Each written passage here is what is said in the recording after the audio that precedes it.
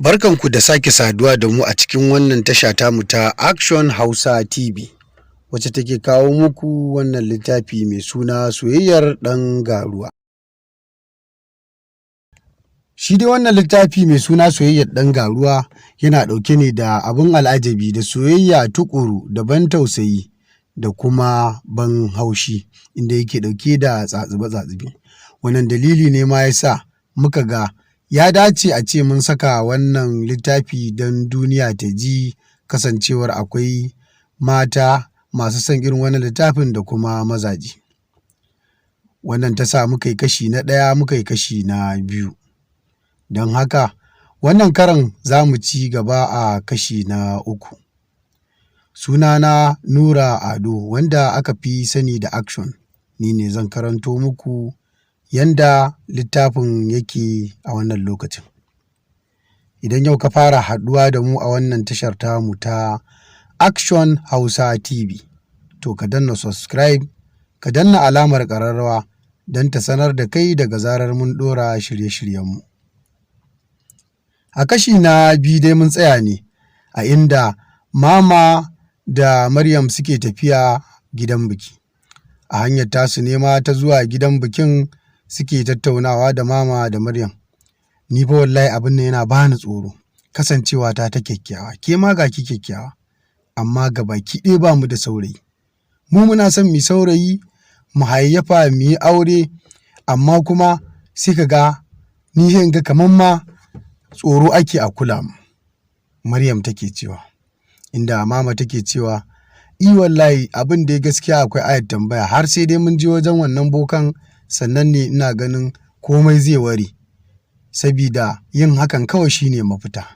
Inda ita kuma Maryam take gaya mata cewar kar dai ki gaya wa kowa, idan mun je wajen bokan nan mu riƙe sirrin mu, tunda wallahi abin ne di ya zama jagwal, maza suna tsada wallahi. Inda ita kuma Mama take ce mata tabbas haka ne, amma dai komai yana da lokaci. Suna tafe suna bin kwararren layin, inda suka ci kwalliya ta zuwa gidan biki. A wannan lokacin Maryam ta saka jajayen atamfa ne, ta ci ɗauri, inda ta yi shi shigen ture ka gatsiya, sannan ta yafa mayafi, ga agogo a hannunta, ga shi kuma ta saka cogi.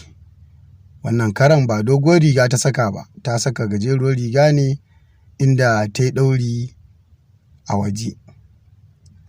Rigar kuma ta ɗora ta a saman zanin, suna tafi tana rangwaɗa. Ita ma Mama tana rangwaɗa kamar za ta karye, kuma ga shi duk cogi ne a ƙafarsu, inda suka yanko layin. Bayan sun yanko layin ne suka ga mazaje a tsaitsaye, wasu da shadda da babbar riga, wasu kuma da hartun da wando suna tsaye, inda ka san an ce su kalli wa'yannan, inda suka zuba musu ido suna tahowa. Daga zarar Mama da Maryam sun ɗago kai za su kalli gabansu, sai kowa ya basar kaman ba kallon su yake yi ba. Inda ita kuma Maryam take cewa da Mama, kin gani ko? Kallon mu fa suke, amma daga zarar mun ɗago kai sai kaga sun kau da kai, ko ba sa so mu gane ne. Kuma ni wannan abun wallahi yana bani haushi. Kawai in za wa mace magana a mata magana mana, mu da muke so. Ai wannan abun gaskiya dai akwai matsala wallahi. Ita kuma Mama take ce mata komai dai lokaci ne, amma dai zuwa gurin wannan bokan shi ne mafita.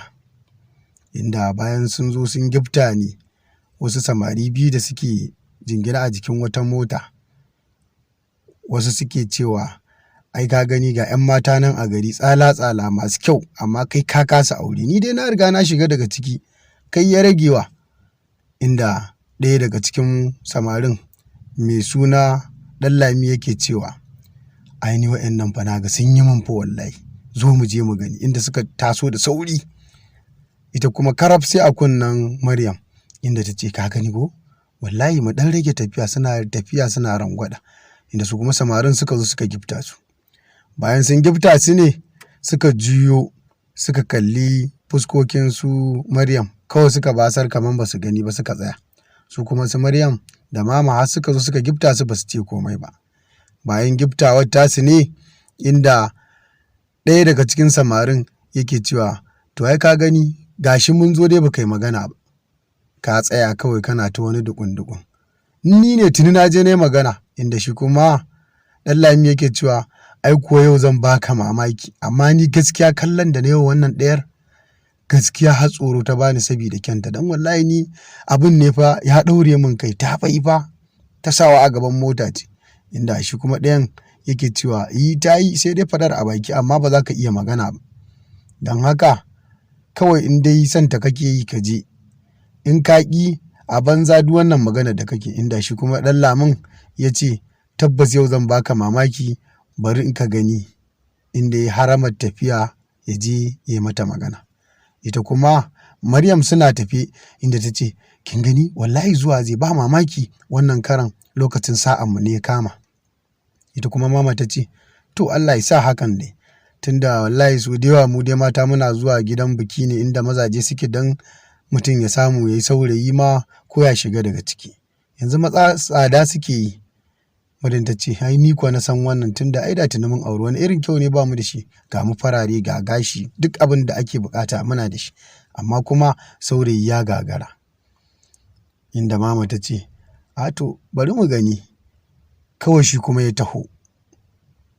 Ɗanlami yana tafe yana sauri a fusace yana zuwa magana zai, inda ya taho shi kuma abokin nasa ya tsaya yana kallo yana murmushi. Ɗanlami yana cikin tafiya kawai sai ji ya yi an taɓa kafaɗarsa. Kai Ɗanlami, ya ne ba ka gane mutane ne? Inda ita kuma Maryam ta yi kamar za ta juyo, amma mama sai ta riƙe hannunta ta girgiza ta. Kawai shi kuma Ɗanlami ya tsaya. Kai, gaskiya ne wan amarya. Ya garin ya taron, ka san mu ma yanzu fa muka zo fa da ni da Gaza. Don haka shi yasa ba mu haɗu da kai ba.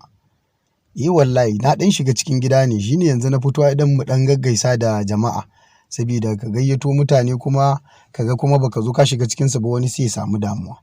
Inda shi kuma Ɗanlami ke cewa tabbas haka ne. Wallahi kaga wasu 'yan mata na gani guda biyu ga su can suna tafiya, amma kuma na kasa magana, yanzu ma zuwa ne da niyyar hakan, to kuma wani ikon Allah kaga sai ka tsaye da ni.